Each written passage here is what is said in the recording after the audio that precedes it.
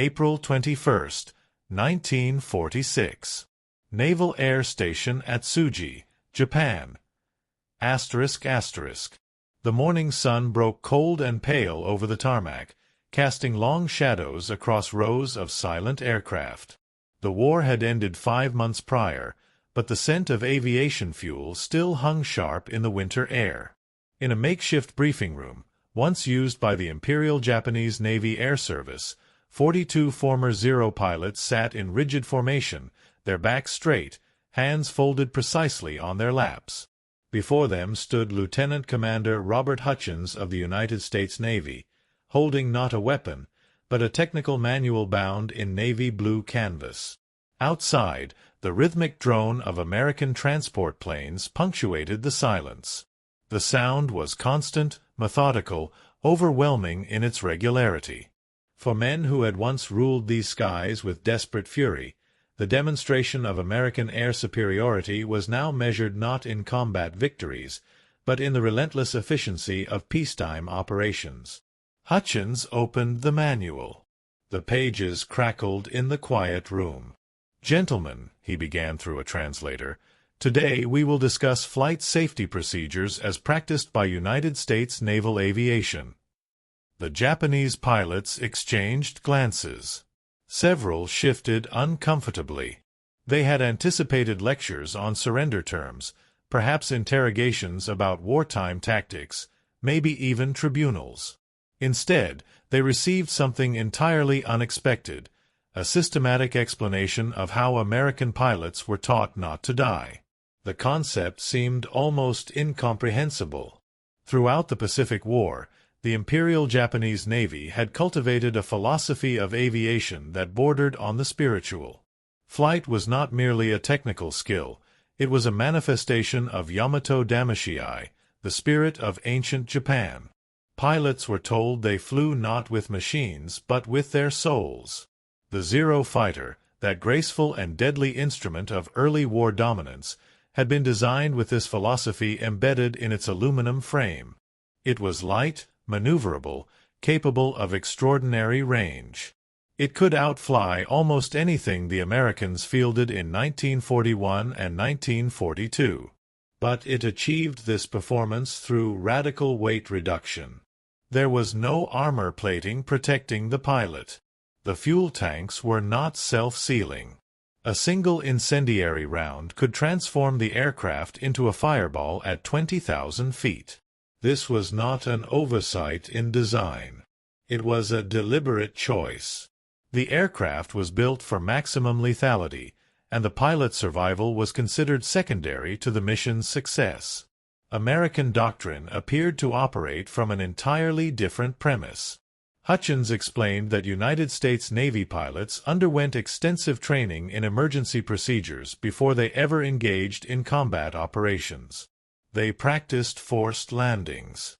They drilled engine-out scenarios. They memorized bailout altitudes and procedures. They learned how to ditch in open ocean and survive for days in life rafts stocked with supplies, fishing equipment, and signal devices. Every aircraft was equipped with armor behind the pilot's seat and around critical systems. Fuel tanks incorporated self-sealing technology that could contain leaks from small arms fire. Redundant systems backed up critical flight controls. The doctrine was clear. The pilot was an investment, and investments were protected. One of the Japanese pilots, formerly a lieutenant in the 201st Air Group, raised his hand hesitantly. Through the translator, he asked the question that hung in the minds of all present: why would you spend so much effort keeping pilots alive? Is the mission not more important than the man? Hutchins paused. He had expected this question, or something like it. He had read the intelligence reports, studied the intercepted training manuals, spoken with interrogators who had debriefed captured Japanese aviators throughout the war. He understood that he was not merely explaining technical procedures. He was attempting to bridge an ideological chasm so wide that thousands had died in its depths. In the United States Navy, Hutchins replied slowly, ensuring the translator captured each word precisely, we believe that a trained pilot is irreplaceable. It takes 2 years to train a fighter pilot to combat readiness. It takes millions of dollars in resources. But more than that, a pilot who survives his first 10 missions becomes exponentially more effective. Experience cannot be manufactured. Every pilot lost is not just a man gone, but all the missions he could have flown, all the knowledge he could have passed to newer pilots, all the future capability erased in an instant. We protect our pilots because we understand that winning a war requires not just winning today's battle, but having experienced men to fight tomorrow's. The room remained silent. The translator's voice faded. Outside, another transport plane roared overhead, its 4 engines synchronized in perfect harmony. The former lieutenant absorbed this answer. His face remained impassive, but his fingers tightened almost imperceptibly on his knees. He had flown 63 combat missions during the war. Of the 26 pilots who had trained with him in 1941, he was one of 3 still alive. The others had been shot down, crashed during carrier landings in rough seas, died when their damaged aircraft simply fell apart in midair because there were no spare parts for proper maintenance, or deliberately flown their machines into American ships when ammunition ran out and fuel was nearly exhausted. The mathematics of attrition had seemed like natural law. Warriors died in battle. That was their purpose. But Hutchins was suggesting something different, that the systematic preservation of warriors was itself a military doctrine, a calculated strategy for victory. Over the following weeks, the briefings continued. The American occupation forces were implementing a comprehensive program to transition Japanese military aviation into civilian use, and former combat pilots were considered valuable human resources, assuming they could be retrained according to American safety standards and operational procedures. The irony was not lost on the Japanese participants. They had once been instruments of imperial expansion, trained to die gloriously for the emperor. Now they were being taught how to survive, how to value their own lives as components of a larger system that invested in their preservation. The cultural shock manifested in unexpected moments. During a session on pre-flight inspection protocols, the American instructor demonstrated the standard checklist procedure required before every flight. Walk around the aircraft. Check the control surfaces manually. Verify fuel quantity visually, not just by gauge. Inspect tires for proper inflation and wear. Examine propeller blades for nicks or damage. Test control stick response. The checklist contained 47 items. It took 20 minutes to complete properly. The instructor explained that every single item must be verified, marked off, and signed before the aircraft was cleared for flight. A former bomber pilot, Captain Yoshio Nakamura, who had participated in the attack on Pearl Harbor, watched this demonstration with growing bewilderment. He raised his hand. "In combat," he said through the translator, "there is no time for such procedures. When the alarm sounds, pilots must run to their aircraft and launch immediately. Minutes can determine victory or defeat." The American instructor nodded. That's correct for combat scrambles. But even in combat operations, U.S. Navy procedure requires that the aircraft be pre-flighted before the pilot is on alert status. The maintenance crew performs the detailed inspection. The pilot performs a condensed combat-ready check. But the full procedure is always completed, just earlier in the timeline. We never launch an aircraft without verification of airworthiness. Nakamura frowned. And if there is no time? If the enemy is already attacking? Then we accept that some aircraft may not launch rather than risk catastrophic mechanical failure during critical operations. A pilot killed by mechanical failure contributes nothing to the defense. A pilot who delays his launch by 3 minutes but arrives over the target with a fully functional aircraft is exponentially more valuable. The logic was irrefutable, yet it seemed to violate everything Nakamura had been taught about warrior spirit. In the Imperial Navy, Hesitation was considered worse than death. The pilot who paused to verify his aircraft's condition while enemy bombers approached the fleet would be branded a coward. The pilot who launched immediately, even in a questionable aircraft, demonstrated proper fighting spirit. If the aircraft failed and the pilot died, it was regrettable but honorable. The mission, the Emperor's will, superseded individual survival. But the Americans had won the war. This fact hung over every briefing, every demonstration, every translated explanation. The Japanese pilots had fought with extraordinary courage, often facing impossible odds with obsolete equipment and dwindling resources. They had demonstrated tactical brilliance and individual skill that matched or exceeded their American counterparts in many engagements. Yet they had lost. Comprehensively, absolutely, finally. The home islands lay in ruins. The industrial capacity that had built the Zero fighters and carrier battle groups had been obliterated. The American forces occupied Japanese soil with such overwhelming material superiority that resistance was literally inconceivable. And now the Americans were explaining that part of their victory had come not from superior courage or fighting spirit, but from systematic procedures designed to keep pilots alive. The symbolism crystallized around an unexpected object, the survival vest. During a demonstration of water survival techniques, each Japanese pilot was issued a standard U.S. Navy aviator survival vest. The garment was bulky, uncomfortable, loaded with pockets and attachments. The American instructor explained each component: waterproof matches, fishing line and hooks, signal mirror, whistle, shark repellent, emergency rations, first aid kit, water purification tablets, dye marker, flare gun with 6 charges, inflatable life raft with manual pump, and a laminated card with survival instructions in multiple languages. The vest weighed nearly 15 pounds. One of the younger pilots, barely 20 years old, trained in the desperate final months of the war, held the vest at arm's length as if it were contaminated. "This is too heavy," he said. "It would restrict movement in the cockpit." The American instructor smiled slightly. "That's true. It does restrict movement somewhat. But it keeps you alive if you ditch in the ocean." "A true warrior does not plan to ditch," the young pilot replied.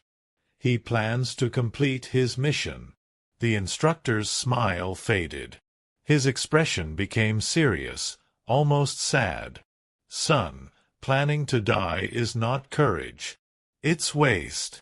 Every American pilot who climbs into a cockpit carries that vest because we expect him to come home. Not because we doubt his courage, but because we value what he represents. The training invested in him. The family waiting for him. The experience he'll gain. The future missions he'll fly. That vest represents a promise. We will give you every possible tool to survive, and we expect you to use them." The young pilot set the vest down carefully. He did not put it on. But Nakamura, the Pearl Harbor veteran, picked up one of the vests and examined it closely. He opened the pockets methodically, inspecting each item. The emergency rations were compressed blocks of chocolate, dense and calorie-rich. The first aid kit contained morphine, sulfa powder, bandages, and antiseptic. The fishing kit was compact but complete. The life raft, when inflated, could support 2 men for days. The entire ensemble was designed by people who had studied how pilots died in the Pacific and systematically addressed each failure mode. Nakamura thought about his own combat experience. In 1942, after the Midway disaster, he had ditched his damaged bomber in the ocean. He had managed to inflate his life vest, a simple flotation device with no survival equipment. He had floated for 11 hours before being picked up by a Japanese destroyer, sunburned, dehydrated, hallucinating from thirst. 2 members of his crew had not survived the weight. They had drowned during the night, too weak to maintain their grip on the debris they were using for additional flotation. If they had possessed the equipment now sitting on the table before him, they would likely have survived. He had never questioned the lack of equipment before. It was simply how things were. Resources were limited. Survival equipment was heavy. The mission was paramount. But looking at the American survival vest, he realized these were not immutable laws of nature. They were choices. The Imperial Navy had chosen to prioritize other things. The Americans had chosen differently. And the Americans had won. The ideological implications rippled through the group over subsequent weeks. The American instructors continued their systematic explanation of U.S. Navy aviation doctrine, seemingly unaware, or perhaps deliberately aware, of the philosophical earthquake they were triggering. They explained crew resource management, the concept that junior personnel should question senior officers if they observed safety issues. They demonstrated flight simulators, mechanical devices that allowed pilots to practice emergency procedures without risk. They showed films of actual aircraft accidents, analyzing what had gone wrong and what procedural changes had been implemented to prevent similar failures. They discussed metal fatigue, stress analysis, maintenance schedules designed to replace components before failure rather than after. Every element reinforced the same underlying principle. The system existed to support the pilot, not the pilot to serve the system. For men trained in a military culture that explicitly valued death over surrender, that celebrated the kamikaze as the highest form of devotion, that court-martialed pilots who returned from missions having failed to engage the enemy, this American doctrine was profoundly destabilizing. It suggested that everything they had been taught about courage, duty, and honor had been fundamentally misaligned with the actual requirements of modern warfare. The transformation was not universal or immediate. Some of the pilots rejected the American approach entirely, considering it evidence of moral softness and spiritual weakness. They attended the mandatory briefings with barely concealed contempt, went through the motions of training exercises, and counted the days until they could resign and return to civilian life without adopting any aspect of the foreign philosophy being imposed upon them. But others, particularly the veterans who had survived the entire war, who had watched their comrades die in increasing numbers as American material superiority became overwhelming, began to ask dangerous questions. Nakamura was among them. One evening, after a particularly intensive session on engine failure procedures, he approached Lieutenant Commander Hutchins privately.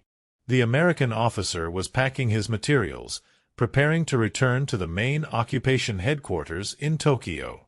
Nakamura waited until the translator arrived, then spoke carefully. "Commander, I have a question that is not about flight safety procedures." Hutchins looked up, nodded. "Go ahead.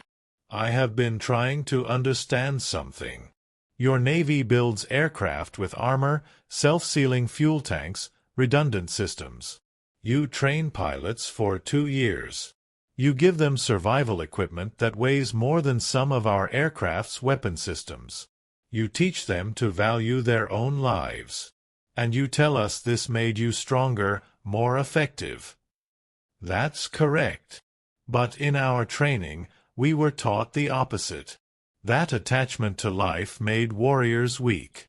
That only by accepting death could one fight without hesitation. That the American emphasis on survival was evidence of spiritual corruption." Nakamura paused, choosing his next words carefully. "Yet you won the war. Completely. Absolutely. Your way proved superior in every measurable way. So I must ask, were our teachers wrong about everything? Or only about this one thing?" Hutchins set down the manual he was holding. This was no longer a question about flight procedures. This was a question about the fundamental nature of societies, about what made nations strong or weak, about why democracies had defeated fascism despite appearing soft and individualistic and undisciplined. "Captain Nakamura," Hutchins said slowly, "I'm not qualified to judge Japanese philosophy or teaching. But I can tell you what I believe about American doctrine. We don't protect our pilots because we're soft. We protect them because we're practical. A democracy can't waste its citizens. In your system, the emperor was sacred, and the people existed to serve the emperor's will. Individual lives had no intrinsic value, only the value derived from service to the state. In our system, it's reversed. The government exists to serve the people. Every pilot in a cockpit is a citizen first, an aviator second. He has a vote. He has rights. He has family who elected the congressman who approved the military budget that paid for his training. We can't treat him as disposable because he's literally one of the people we're fighting for. The military exists to protect American lives, not consume them. So yes, we invest enormous resources in keeping pilots alive. Not because we're weak, but because the entire purpose of our military is to protect our citizens, including the citizens in uniform. The translator struggled with this passage, pausing several times to find appropriate Japanese phrases. Some concepts had no direct translation. The idea of government existing to serve the people rather than the reverse was philosophically alien to a culture built on Confucian hierarchies and imperial divinity. Nakamura listened in silence. When the translation finished, he bowed slightly. "Thank you, Commander. You have given me much to consider." He returned to his quarters that night and lay awake for hours, staring at the ceiling. The sound of American aircraft continued outside, that endless, methodical rhythm of transport planes, trainers, patrol bombers, a mechanical heartbeat of an occupying force so vast and well-supplied that it could maintain continuous operations indefinitely without apparent strain.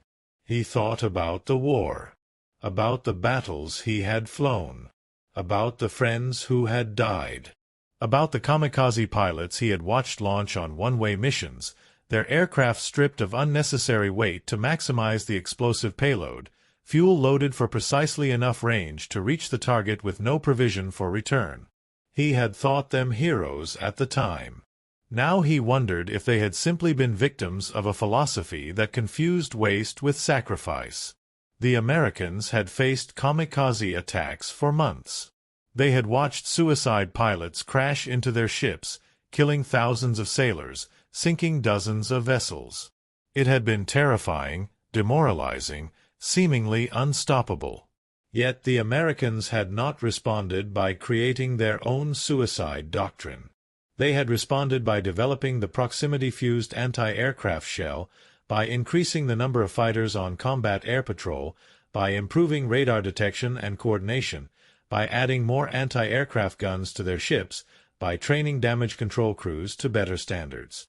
They had solved the kamikaze problem through technology and doctrine, not by embracing death themselves. And they had won. Nakamura realized that he was grieving. Not for Japan's defeat, that was simply historical fact at this point, but for all the unnecessary deaths.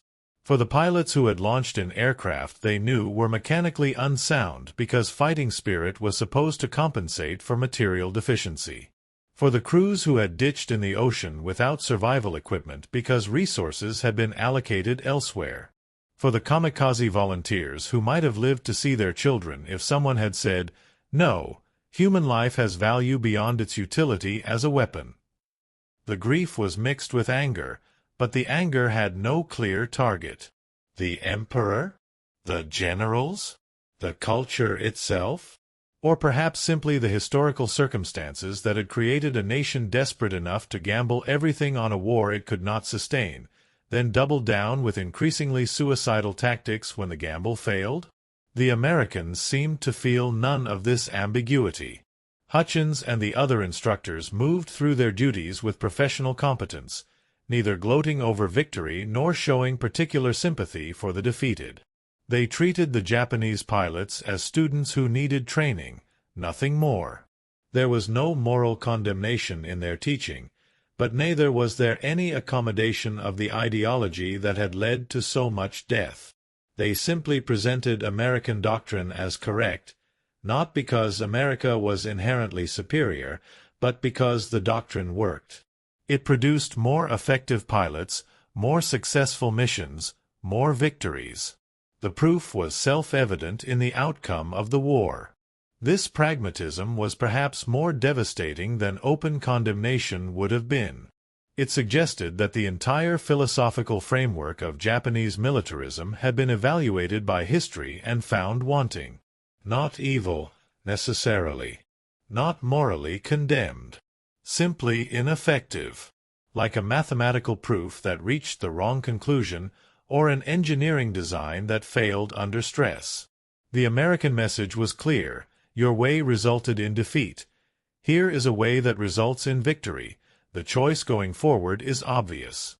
Several months into the training program, the Japanese pilots were taken to observe American carrier operations off the coast. An escort carrier had been assigned to demonstrate modern naval aviation procedures. The former Imperial Navy aviators stood on the flight deck, once their domain, now American territory, and watched the launch and recovery of Hellcat fighters. The operation was a symphony of coordination. Color-coded flight deck crews moved with choreographed precision.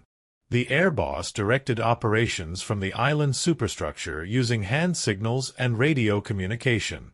Aircraft were launched at precise intervals, each catapult shot calculated for weight, wind speed, and deck movement. Returning aircraft were recovered with systematic efficiency. Landing signal officers guided each approach, arresting cables were reset immediately after each landing, deck crews res-potted aircraft within seconds. The cycle time from launch to recovery was remarkably fast, yet nothing appeared rushed or dangerous. Every movement followed established procedure. A U.S. Navy lieutenant explained the statistical results of these procedures.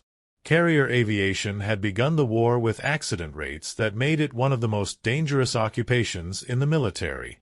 Through systematic analysis of every accident, implementation of standardized procedures, improved training, and better equipment, the Americans had reduced the non-combat fatality rate by over 70% between 1942 and 1945. Fewer pilots died in training accidents. Fewer were lost to mechanical failures. Fewer crashed during carrier landings. The result was not just humanitarian, it was strategic. More pilots survived to gain experience. More aircraft returned to fight again. The carrier became not just more humane but more lethal to the enemy. Nakamura watched a Hellcat make a perfect arrested landing, the hook catching the 3-wire exactly as briefed.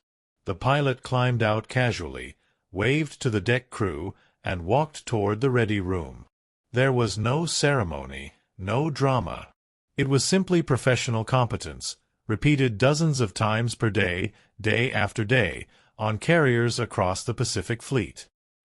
He turned to one of his fellow Japanese pilots, a younger man who had been trained in the final desperate months of 1945. "Do you see?" Nakamura said quietly. "This is why we lost. Not because we lacked courage. Not because our aircraft were inferior. The Zero was magnificent in 1941. We lost because they built a system that treated pilots as valuable resources to be preserved and developed. We built a system that treated pilots as expendable ammunition. In a short war, our approach might have worked. But in a long war of attrition, they were always going to win. Mathematics dictated the outcome before the first shot was fired." The younger pilot stared at the American carrier operations for a long moment. "Then our comrades died for nothing," he said bitterly. "No," Nakamura replied. "They died for their country, according to the doctrine they were taught. Their sacrifice was real and honorable. But the doctrine was wrong. There is a difference. We honor the warriors while acknowledging that the philosophy that spent their lives so freely was flawed. That is what we learn from this." He gestured at the carrier deck. "Not that Americans are better people than Japanese, but that some ideas lead to survival and victory, and other ideas lead to noble defeat. The nobility does not change the defeat. This conversation, and thousands like it, represented a fundamental ideological transformation occurring across occupied Japan. The realization was not limited to aviation.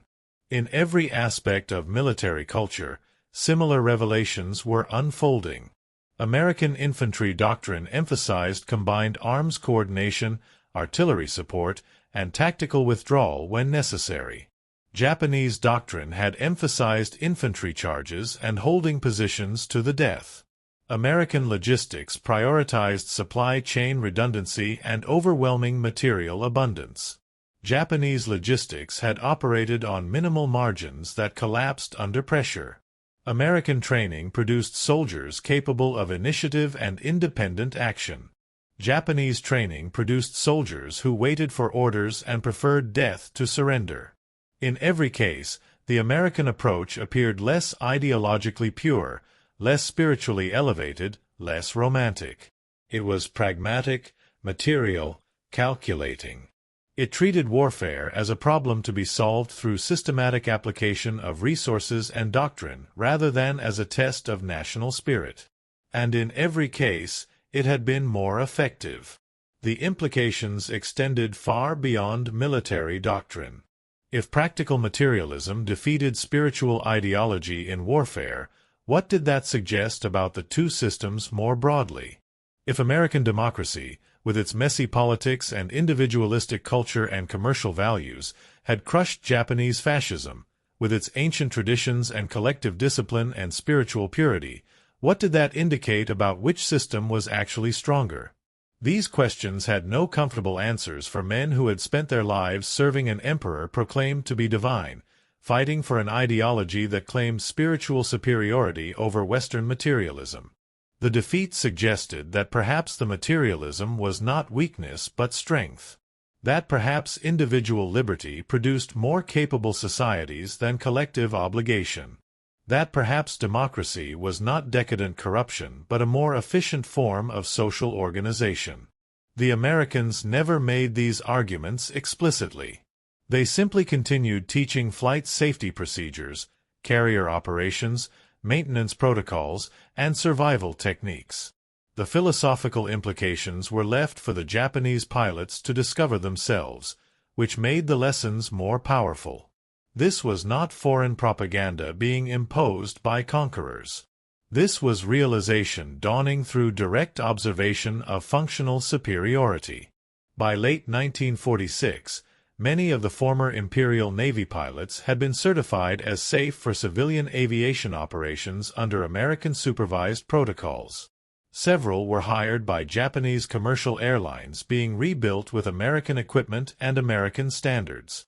They carried with them the lessons learned in those briefing rooms, not just the technical procedures, but the underlying philosophy of valuing human life and treating safety as a strategic priority rather than a weakness to be overcome through fighting spirit. Nakamura became a training instructor for Japan Airlines, teaching the next generation of Japanese pilots according to the American doctrines he had initially resisted. He drilled his students in pre-flight inspection procedures, emergency protocols, and decision-making frameworks that prioritized survival over blind mission completion. When younger pilots complained that the procedures were tedious or questioned whether such caution was necessary, Nakamura would tell them about the war. About friends who had died because they had been taught that checking your aircraft before flight showed lack of confidence in your equipment. About suicide missions that accomplished nothing except adding names to casualty lists. About an entire nation that confused fatalism with courage and paid for the mistake with hundreds of thousands of lives. The Americans taught me, he would say, that keeping a pilot alive is not cowardice. It is strategy. Every one of you represents an enormous investment. Your training, your experience, your future capability. My job is not just to teach you to fly. It is to teach you to survive. Because dead pilots accomplish nothing except making widows and orphans. Living pilots build airlines, train the next generation, and contribute to a peaceful nation. The choice between these outcomes is often determined by whether you took the time to check your fuel quantity before takeoff or verify your altitude before descending through clouds. Small decisions. Large consequences. This was the lesson that Japanese aviators had learned in those briefing rooms in occupied Japan.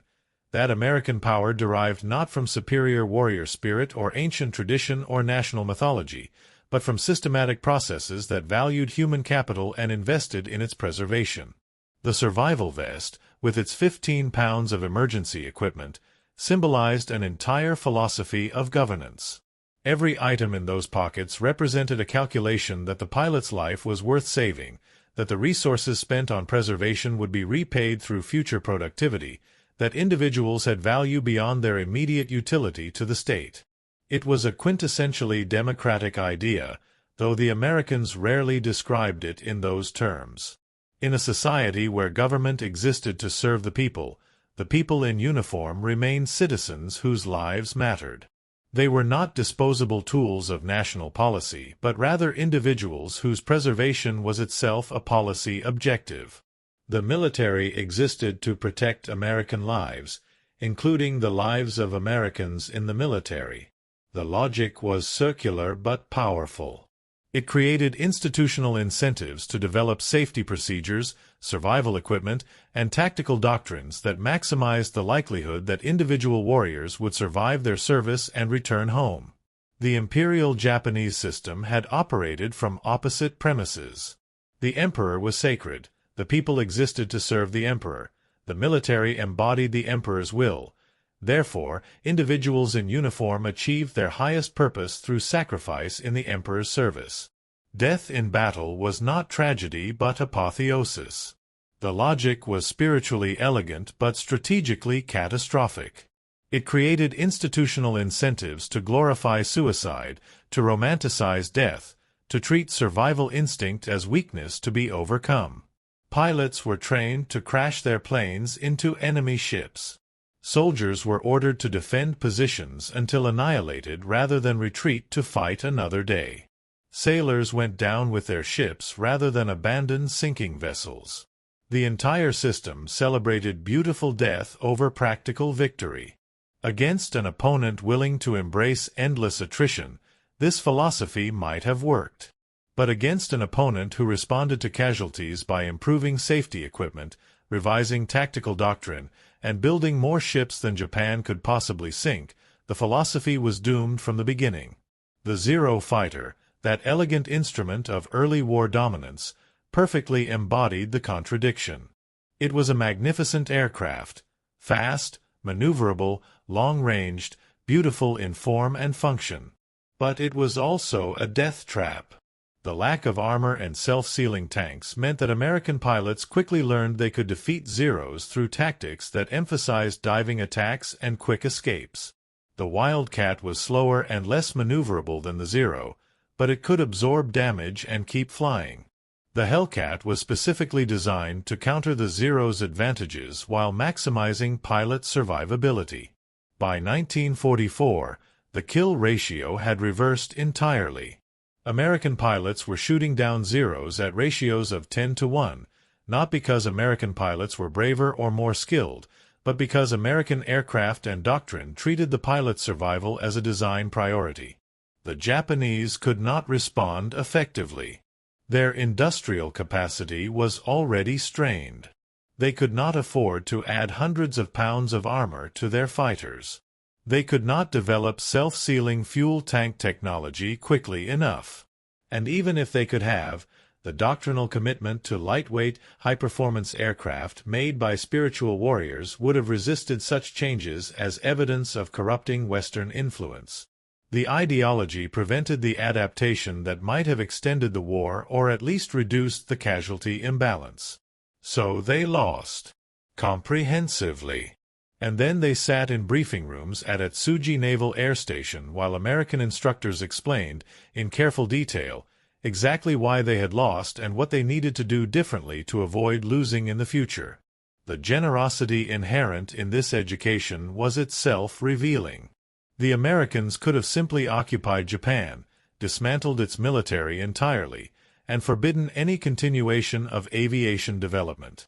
Instead, they chose to educate former enemies in superior doctrines, to transfer knowledge and technology, to transform defeated warriors into productive citizens of a peaceful democracy.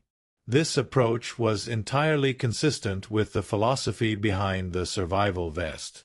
Americans invested in people, even former enemy people, because they believed that human capital, properly developed, created value that exceeded the investment cost. It was, fundamentally, an optimistic worldview. It assumed that people, given proper training and resources and incentives, would generally make rational choices that created positive outcomes. It rejected fatalism, both the fatalism of predetermined defeat and the fatalism of glorious death. It embraced the possibility of improvement, learning, adaptation, survival. This optimism was not naive. The Americans had just fought the most destructive war in human history. They had witnessed atrocities that revealed the depths of human cruelty. They had developed and used atomic weapons that could incinerate cities in seconds. They understood evil and violence and the darkness of which humans were capable. But having witnessed all that, they still chose to believe that systems could be improved, that soldiers could be trained to survive rather than die, that former enemies could become partners in building a better peace.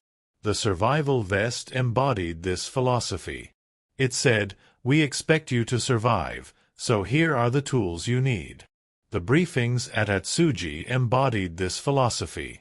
They said, "You were taught wrong, but you can learn better, and we will teach you."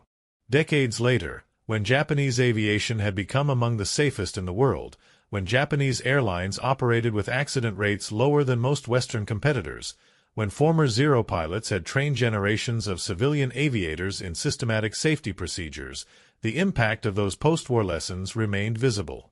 The culture had changed. Not completely. No culture ever transforms completely in a single generation, but significantly. The worship of beautiful death had been replaced, at least in aviation, by appreciation for systematic survival. The romantic warrior had been supplanted by the professional pilot who checked his pre-flight list every single time because he understood that routine saved lives. Captain Nakamura, before he retired in 1973, was asked by a journalist what lesson from his wartime experience had most shaped his approach to civilian aviation training. He thought for a long moment, then replied, "The Americans taught me that it is not cowardly to want to survive. In war, I flew 63 combat missions, expecting each one to be my last. I saw death as inevitable, perhaps even desirable if it served the emperor. But the Americans showed me that this attitude, which I had believed was the height of warrior spirit, was actually a kind of surrender. True courage is not accepting death. True courage is doing everything possible to survive so that you can continue to contribute, to learn, to teach, to build." The survival vest they gave us, that heavy, awkward thing loaded with equipment, represented a kind of faith I had never encountered before. Faith that the individual life mattered. Faith that investing in survival was worthwhile. Faith that tomorrow existed and was worth planning for. That faith rebuilt Japan after the war. Not the faith in beautiful death that led us into disaster, but faith in the possibility of survival, improvement, and better futures. That is what the Americans taught me. That is what I have tried to teach my students. The journalist noted that Nakamura kept that original survival vest in his office, hanging on the wall behind his desk. It was faded now, the canvas stained and worn. Some of the equipment had been replaced as technology improved, but the structure remained, that collection of pockets and pouches and attachments, each one a specific answer to a specific way that pilots died, each one a small investment in the proposition that life was worth saving. It was not a weapon. It had never killed anyone. It represented no glorious victory or heroic sacrifice. It was simply a tool, designed by practical people to solve a practical problem. Yet in its own way, It was as profound a symbol as any battle flag or memorial stone. It represented a choice, the choice to invest in survival rather than death, in future possibility rather than present glory, in systematic improvement rather than romantic fatalism. The Zero pilots who sat in that briefing room in January 1946 had expected lectures about surrender. Instead, they received an education in an entirely different philosophy of warfare and governance. They learned that treating soldiers as valuable resources rather than expendable ammunition was not weakness but strength. They learned that democracy's messy individualism could produce more effective fighting forces than fascism's elegant discipline. They learned that the nation which invested most heavily in keeping its warriors alive would, over time, defeat the nation that celebrated their deaths. These lessons shaped post-war Japan in ways that extended far beyond aviation. The economic miracle of the 1950s and 1960s was built, in part, on this transformed understanding of human capital. Workers were investments to be developed, not resources to be consumed. Quality control systems emphasized systematic process improvement rather than exhortation to greater fighting spirit. Corporate culture retained hierarchical elements but incorporated concepts of continuous improvement and respect for individual contribution that would have been foreign to pre-war imperial ideology. None of this happened in a straight line or without resistance. Cultural transformation is always contested, incomplete, and complex. But the trajectory was clear. Japan became a democracy that valued individual lives, that invested in safety systems, that chose survival over beautiful death. And on the wall of a retired pilot's office hung a faded American survival vest, silent witness to the day when former enemies learned that the victor's strength came not from superior warrior spirit or ancient traditions or divine mandate, but from a simple, practical commitment to bringing their people home alive. 15 pounds of equipment. 47 items on a pre-flight checklist. 2 years of training before combat deployment. Armor plate and self-sealing fuel tanks. The systematic, unglamorous, thoroughly pragmatic infrastructure of a nation that believed its citizens' lives had value worth protecting. That was the astonishing lesson Japanese pilots learned when Americans explained flight safety rules. Not merely the technical procedures, though those were important, but the underlying recognition that power in the modern world flowed not from willingness to die but from systematic investment in the capacity to survive, adapt, learn, and continue fighting. The survival vest represented a worldview, and that worldview had won the war. In the end, that was what astonished the Zero pilots most. Not the specific procedures or equipment, but the revelation that everything they had been taught about strength and weakness, courage and cowardice, honor and shame had been fundamentally inverted. The characteristics they had dismissed as evidence of American softness, the concern for individual survival, the elaborate safety procedures, the investment in protective equipment, were actually sources of strategic strength. And the characteristics they had celebrated as proof of Japanese martial superiority, the embrace of death, the contempt for safety, the treatment of warriors as expendable, were sources of strategic weakness. History had rendered its verdict. The question was whether the defeated could learn from the victors without losing themselves entirely in the process. Whether they could adopt the practical lessons of American doctrine while retaining some coherent sense of cultural identity. Whether they could learn to value survival without becoming American copies, and whether the Americans would allow such a hybrid to develop or would insist on complete ideological transformation. As it happened, the Americans proved more interested in practical results than ideological conversion. They taught flight safety procedures, not democracy seminars. They demonstrated effective maintenance protocols, not lectures on individual liberty.